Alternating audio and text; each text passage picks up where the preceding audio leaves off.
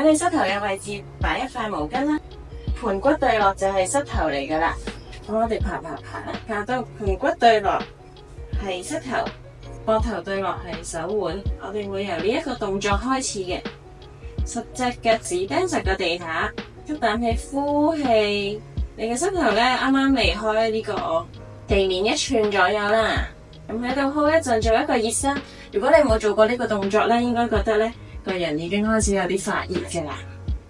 如果我哋翹咗 pat pat，好似個唐老鴨咁樣升起，咁條腰會好唔舒服噶。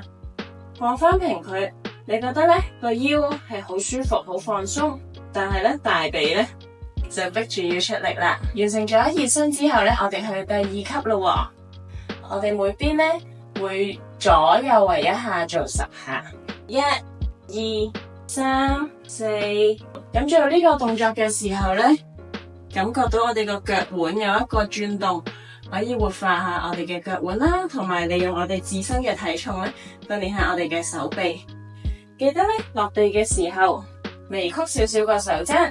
你諗咧個手踭有少少向外，試下咧將個手臂同埋手掌互推。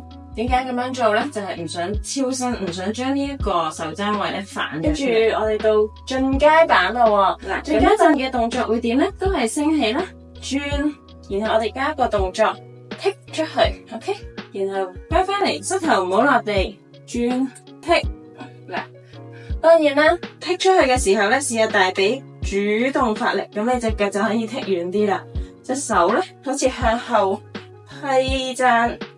你想坐後邊嗰個人，打開你個胸口，翻嚟嘅時候咧，調息板可以膝頭落地，先至再起身踢，起身踢，落地起身踢。